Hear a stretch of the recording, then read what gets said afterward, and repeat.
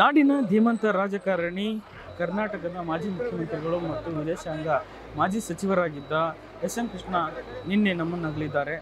ಇಂದು ಅವರ ಪಾರ್ಥಿವ ಶರೀರವನ್ನು ಅವರ ಹುಟ್ಟೂರಾದ ಮದ್ದೂರಿಗೆ ಕೊಂಡೊಯ್ಯಲಾಗುವುದಂತ ಅವರ ಕುಟುಂಬ ಮೂಲಗಳು ತಿಳಿಸಿದ್ದು, ಇಂದು ಅವರ ಮನೆಯ ಮುಂಭಾಗದಲ್ಲಿ ಈಗಾಗಲೇ ನೀವು ವಿಜುವಲ್ಸ್ಗಳಲ್ಲಿ ನೋಡ್ತಾ ಇರ್ಬೋದು, ತೆರೆದ ವಾಹನಗಳಲ್ಲಿ ಇನ್ನೇನು ಕೆಲವೇ ಗಂಟೆಗಳಲ್ಲಿ ಆ ಪಾರ್ಥಿವ ಶರೀರವನ್ನು ಈ ಒಂದು ವಾಹನಕ್ಕೆ ಒಂದು ಇದನ್ನು ಮಾಡಿಕೊಂಡು ನಂತರ ಇದನ್ನು ಮೈಸೂರು ರಸ್ತೆ ಮಾರ್ಗವಾಗಿ ಬೆಂಗಳೂರಿನ ಏನು ಕೆಂಗೇರಿ ಮತ್ತು ಅದರ ಜೊತೆಗೆ ರಾಮನಗರ ಮತ್ತು ಚನ್ನಪಟ್ಟಣ 3 ಕಡೆಗಳಲ್ಲಿ ಏನು ಜನರ ಒಂದು ಅಪೇಕ್ಷೆ ಮೇರೆಗೆ ಅಲ್ಲಲ್ಲಿ 5 ರಿಂದ 10 ನಿಮಿಷಗಳ ಕಾಲ ಒಂದು ನಿಂದ್ರಿಸಿ ಜನರಿಗೆ ಅಂತಿಮ ದರ್ಶನಕ್ಕೋಸ್ಕರ ಒಂದು ಅವಕಾಶವನ್ನು ಮಾಡಿಕೊಡಲಾಗುತ್ತೆ.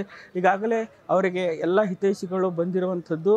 ಇನ್ನೇನು ಕೆಲವೇ ಗಂಟೆಗಳಲ್ಲಿ ಈ ಅಂತಿಮ ದರ್ಶನದ ಒಂದು ಕಾರ್ಯವನ್ನು ಬೆಂಗಳೂರಿನಲ್ಲಿ ಮುಗಿಸಿ ಇನ್ನೇನು ಅವರ ಸ್ವಗೃಹ ಅಂದರೆ ಸ್ವಂತ ಊರಾದ ಮದ್ದೂರಿನ ಸೋಮನಹಳ್ಳಿಯಲ್ಲಿ ಈಗಾಗಲೇ ಅಲ್ಲಿ ಎಲ್ಲ ಸಕಲ ಸಿದ್ಧತೆಗಳು ಅಂತಿಮ ಏನು ಶವ ಸಂಸ್ಕಾರಕ್ಕೆ ನೆರವೇರಿದೆ.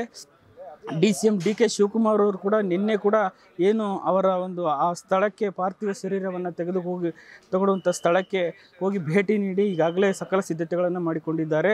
ಇನ್ನೇನು ಕೆಲವೇ ಗಂಟೆಗಳಲ್ಲಿ ಬೆಂಗಳೂರಿನ ಅವರ ಸ್ವಗೃಹದಲ್ಲಿ ಪಾರ್ಥಿವ ಶರೀರ ಏನು ತೆರೆದ ವಾಹನದಲ್ಲಿ ಹೋಗುವ ಒಂದು ತಯಾರಿ ಕೂಡ ನಡೆದಿದೆ ಅಂತ ಹೇಳ್ಬೋದು.